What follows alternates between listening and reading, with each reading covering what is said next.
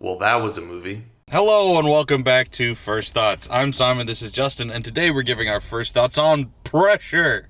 It's the new film by director Anthony Maras, starring Andrew Scott, Brendan Fraser, and Kerry Condon. It is about James Stagg, who was a meteorologist who worked for the military, not our military. He was Scottish, but not from the Highlands nor the Lowlands, just Scotland somewhere. They got like three other regions. And and he was lended by Churchill to Eisenhower to help them plot out D-Day. This is that story. It's clearly somebody trying to make their own Oppenheimer because it's about a scientist working for military people during World War II who are just like, yay, science. And then they go, oh, what I did affected people. Interesting. So we're doing that again.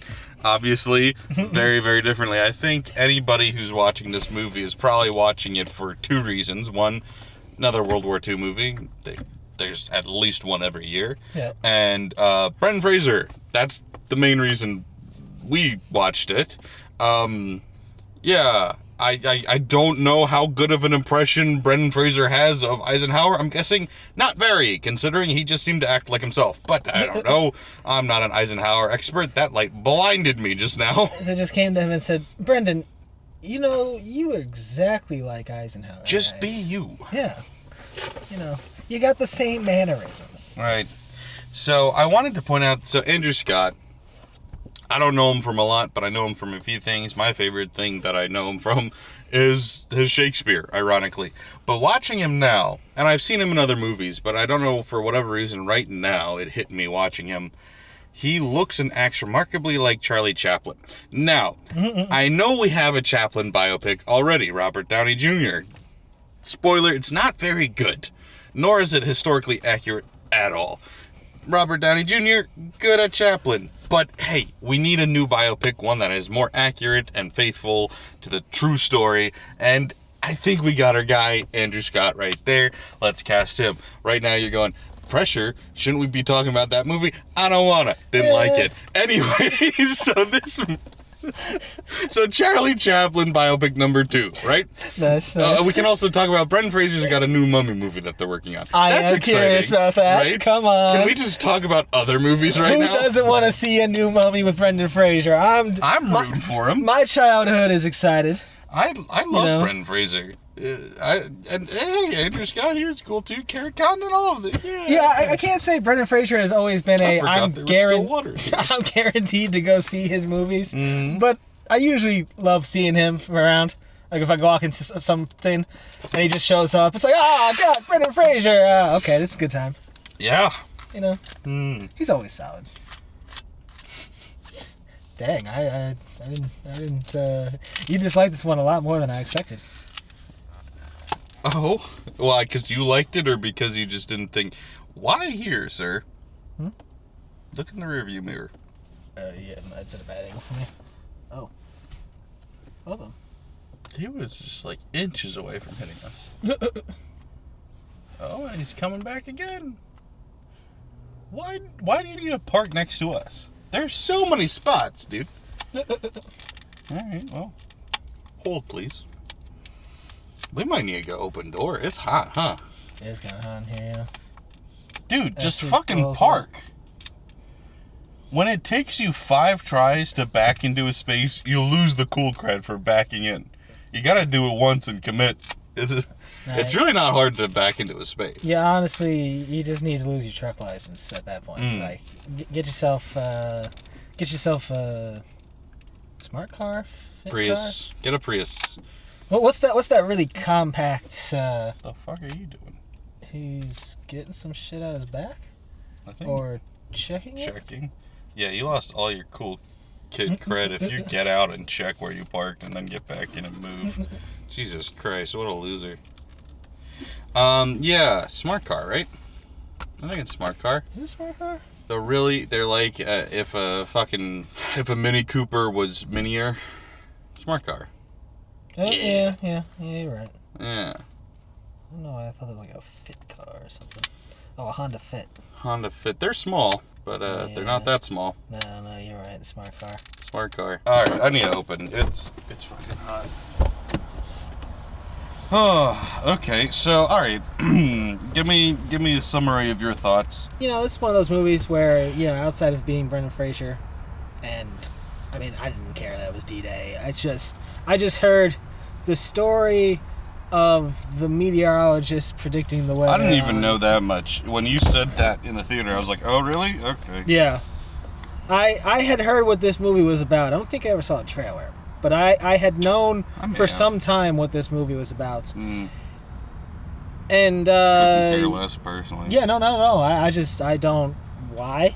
But, I mean, Brendan Fraser and, you know, they had a solid cast, at least.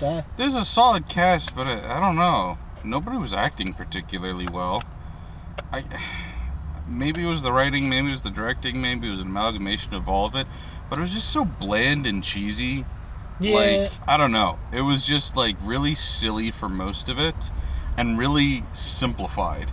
Like, okay, I feel like there are no spoilers because this is a very obvious true story. So if you're offended by spoilers... I mean, outside of a few minor details, it's a little hard to spoil. Yeah. They went... Yeah, but there's still drama. Yeah, I guess. But there's a couple of things like his family, so we won't get into that. Yeah. But, like, spoilers for history, I guess. So, like, it's just so cheesy and, like, okay, so there's a guy who, his way of telling the weather is more of an old school way, which is just look at the history and guess based off of what the history's done. Right. And then there's the new smart guy who's like, science! This is totally not a commentary on, like, current politics or anything. And I'm going to say, you can't just pick the facts that you like. You have to look at all of them. Totally not commentary. And it's just topical, all right? History repeats itself, okay? But not the weather. Not the weather. Only in certain areas. Only sometimes.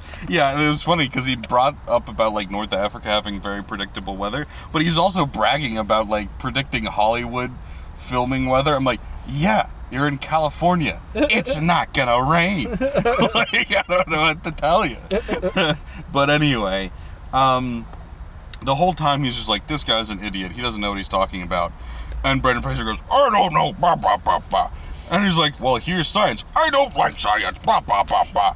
And then eventually Brendan Fraser goes, okay, well, explain. And he goes, because his thing is dumb. And they all go, oh. And it's like, why did it take 90 minutes to do that?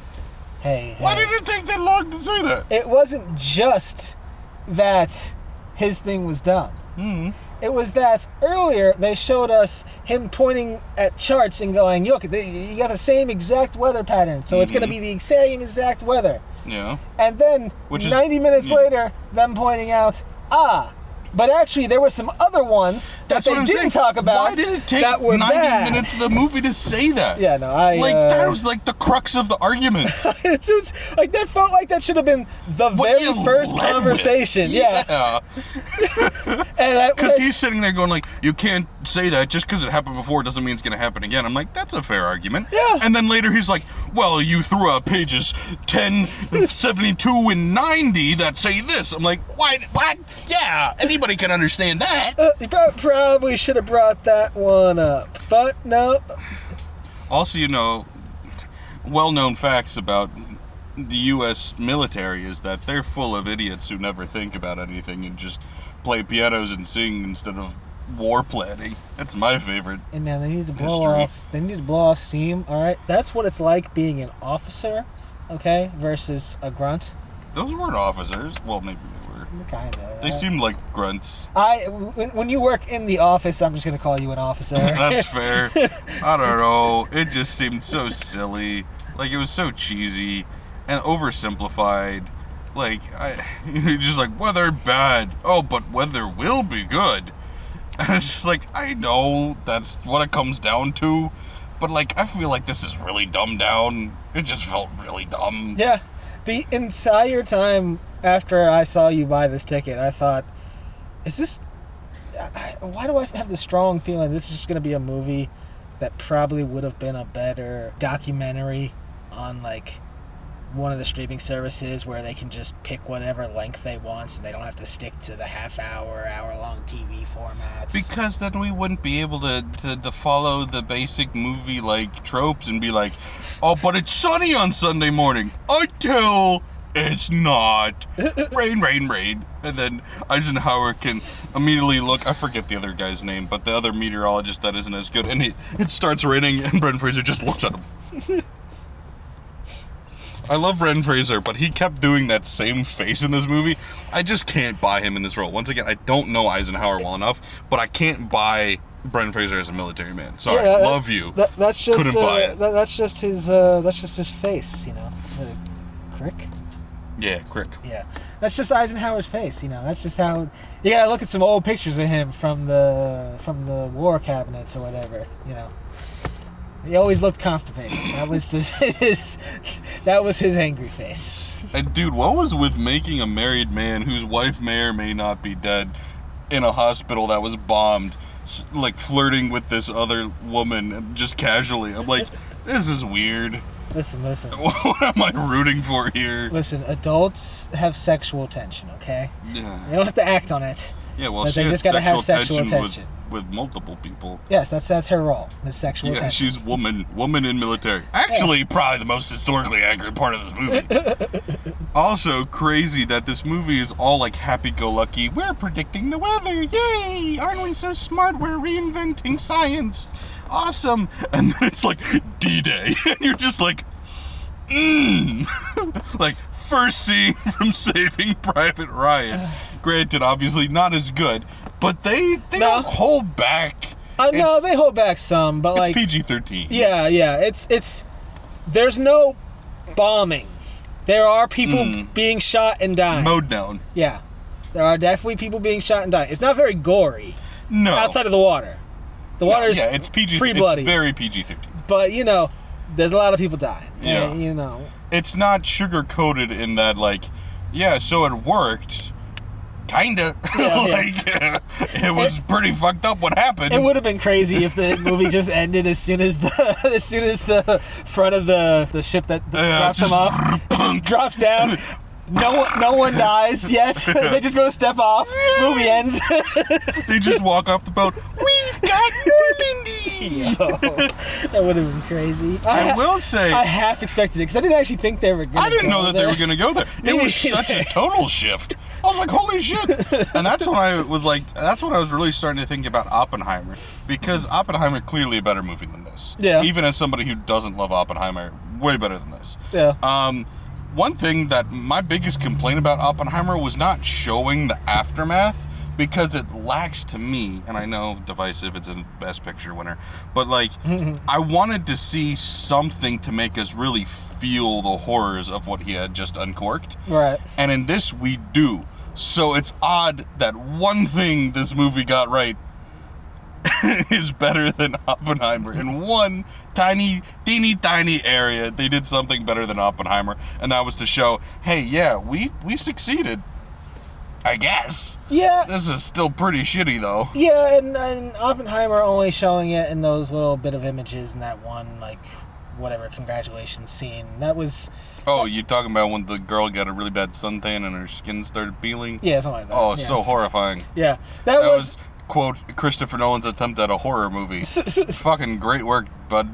Yeah, I do think they could have actually focused a lot more on that there. Maybe show something to horrify the audience a little bit is all I'm asking. This one does somewhat. I just feel like it's wildly different scenarios. Because, like, sure, there's a whole extra debate in Oppenheimer of the need to even use this.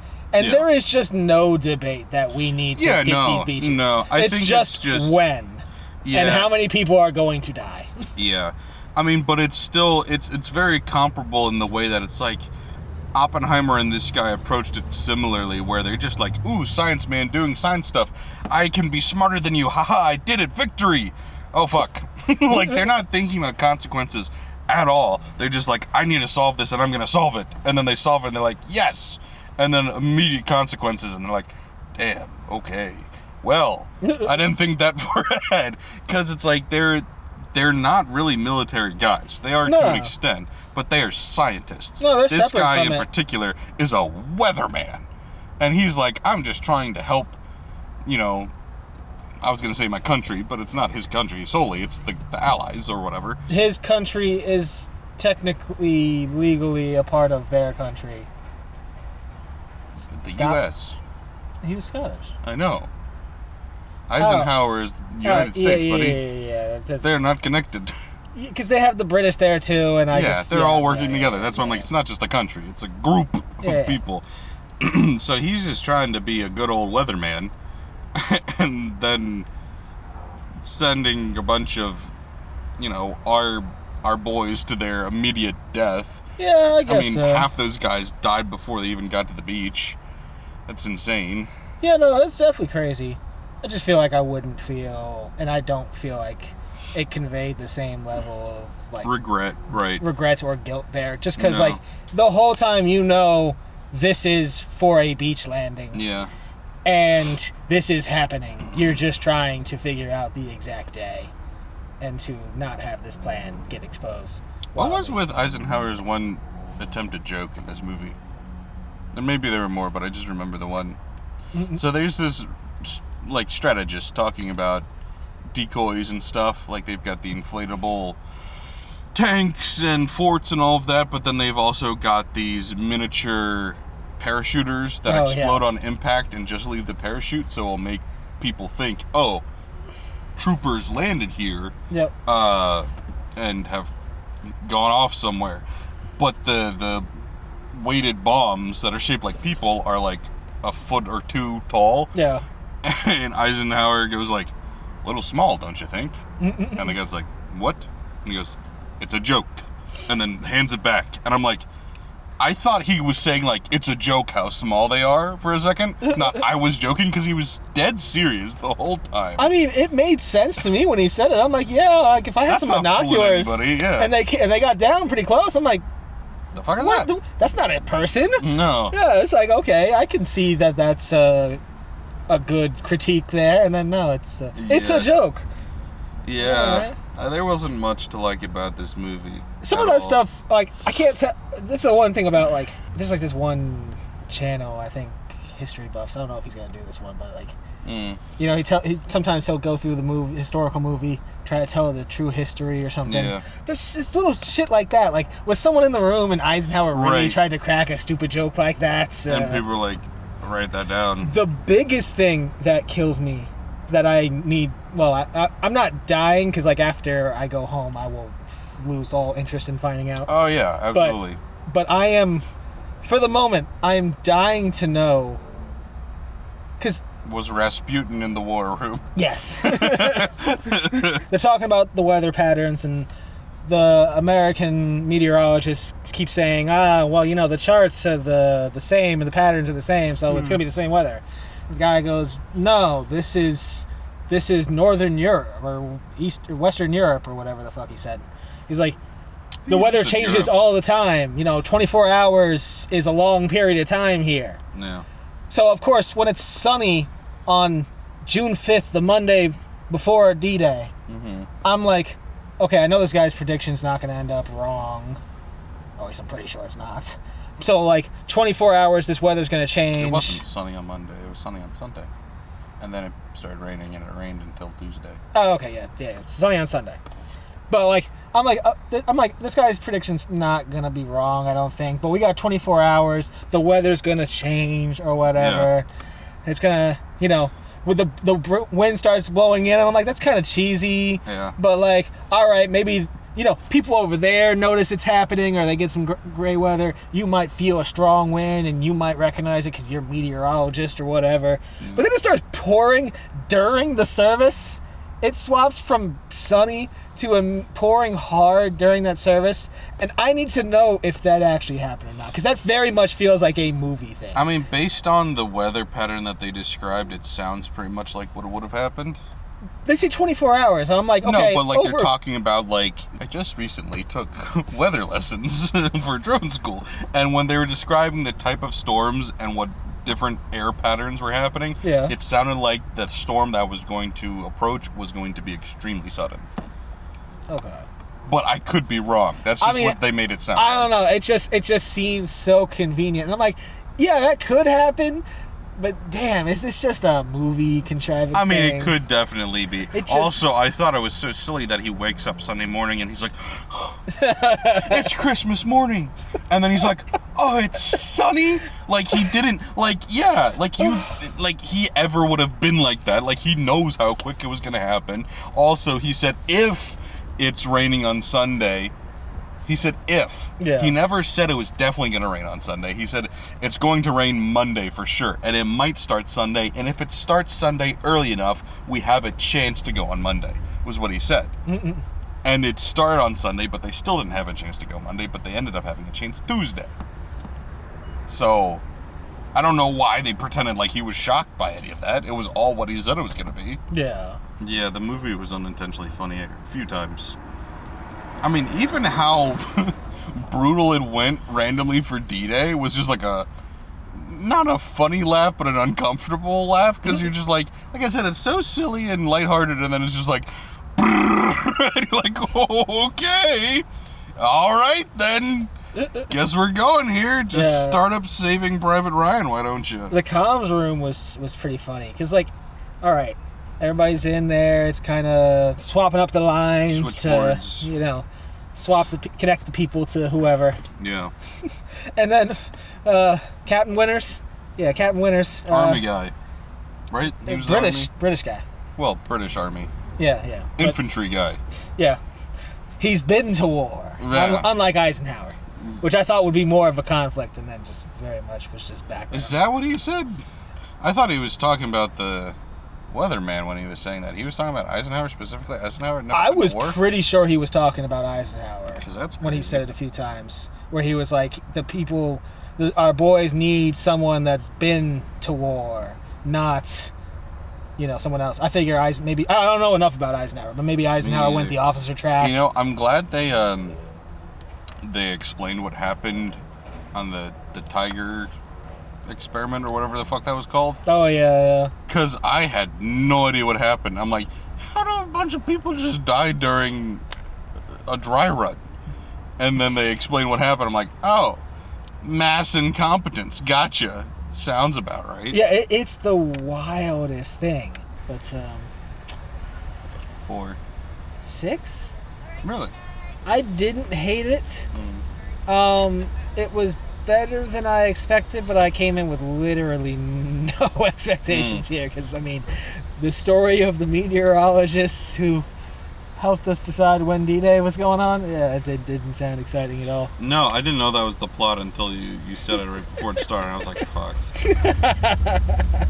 I thought it was more about Eisenhower than anything, and I was like, I thought he was going to be more in it, too. Yeah. I thought it was going to be more of, like, a constant back and forth between the two. Yeah. Especially since it was Brendan Fraser, and he was the only name I knew that was attached to this movie. Yeah.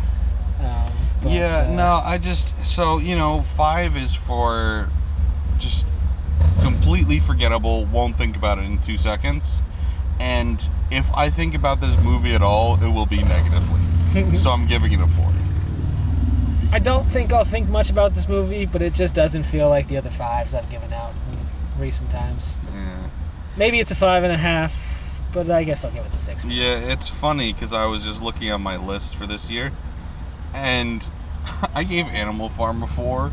This doesn't feel like Animal Farm. Animal Farm feels a lot worse than I this. know!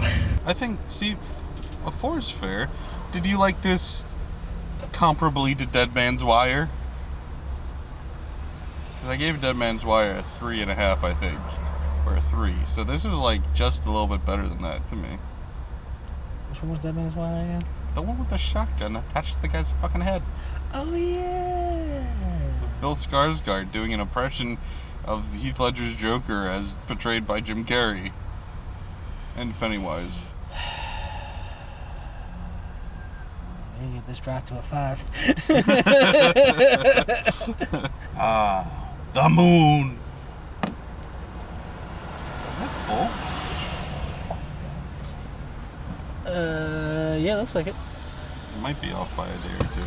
Today's moon phase. Current moon. Nope. 97%. It's a full moon tomorrow. Wait, why do we get 2 full moons in a row? What? Today, that's today. Then tomorrow full moon. Then the next day full moon again? the next day, full moon again. What is happening? I made fun of all those werewolf movies where the guy turns into a werewolf 2 nights in a row. See? Apparently, I've been wrong this whole time. It's just ultra rare, and all those movies just take place on those days. Very convenient movies, but you know. The way you said that sounded like fucking Ryan George, like the fucking pitch meetings. Yeah. Very convenient moons. Honestly, subconsciously, I probably stole it because I literally was watching some of his shit convenient moons earlier. are tight. Yeah. Wait, how is he a werewolf 2 nights in a row? Don't you only get 1 full moon? I'm gonna need you to get all the way off my back about that. Okay, let me get off that thing.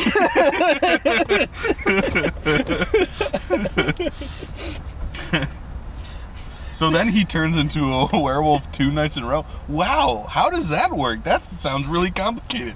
Actually, it's going to be super easy. Barely an inconvenience. Oh, okay. Sir, I think we should get Tom Highland to play the werewolf. Why would we do that?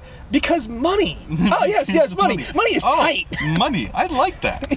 Yeah, me too.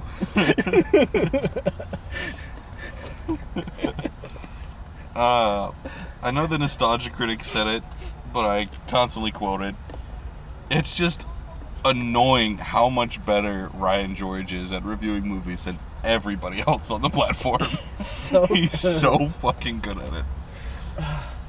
I follow like his pitch meetings and then his personal channel. Yeah, his personal channel. He puts out so much more content in his personal channel. Yeah. I get it. There's his probably personal more there. channel is tight. I know. He's always screaming for more pitch meetings. He just did one of The Mummy, or not the Lee Cronin's The Mummy a few weeks ago. They just put out Street Fighter yesterday, I think. Street Fighter. The 70s movie. Oh. Is it a 90s movie? I forget. But they just put out Street Fighter. Yeah. I don't think it's 70s. It's probably 80s or 90s. Anyway, all right, we need to get inside. We've said all that we can say. It's more forgettable than anything, and uninspired, and a low-budget attempt to be like an Oscar baity movie that's clearly not going to work because it's too low budget. Like, I didn't know pretty much anything about Oppenheimer's history going into Oppenheimer outside of he was making the nuclear bomb that we then dropped 2 of on Japan. I knew he fucked Florence Pugh. Well, I mean, once I got to the movie and found out about that, I was very more interested in his life. But, you know, I didn't know that going in. You know, that was a great surprise. Really great surprise. But, really great surprise. Okay. But it's just such a more interesting prospect of a movie, the creation of the nuclear bomb, than the weather report for D-Day. Okay, so I thought we were wrapping up, but because we went off this tangent, I will repeat myself from the Oppenheimer review, because I believe it came out the same year, but maybe it was the year before.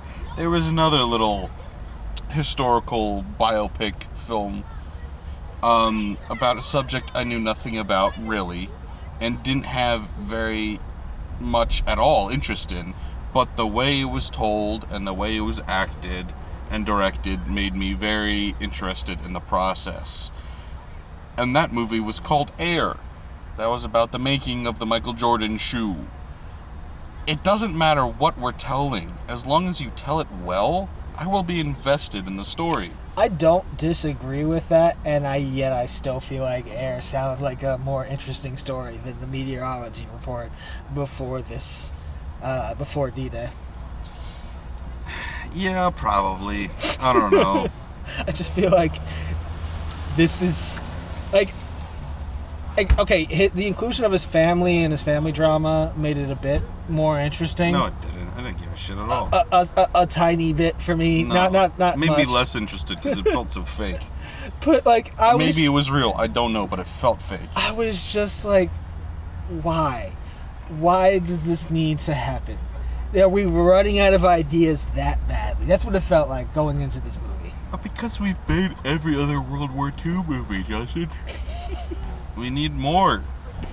More. Just make some More. Saving Private Ryan-esque World War II, historical fiction movies. Have Matt Damon trying to save Tom Holland. Please. Please. And then we'll have Tom Holland save some other Matt when he's 50. But, oh my god, Tom and Matt, yes. but, they all still have to end with the "Did I earn it?" scene, just so Pastor Eric can put it in to all his speeches again till the end of time. It gets a new version, every couple of decades. Jesus Christ, what a nostalgia I blast. know. I can't see that scene. Earn this. I can't see that scene without that. If there's anything Christian, it's earn the life you've been given. Yeah. Jesus Christ. Okay. That is permanently ingrained in my mind every time I see Earn that Jesus scene. dying for you, Justin. Because if you don't earn it, then what's the point? Earn it, man. Even though it's impossible to earn it. All right, thanks for watching, guys. Did not care.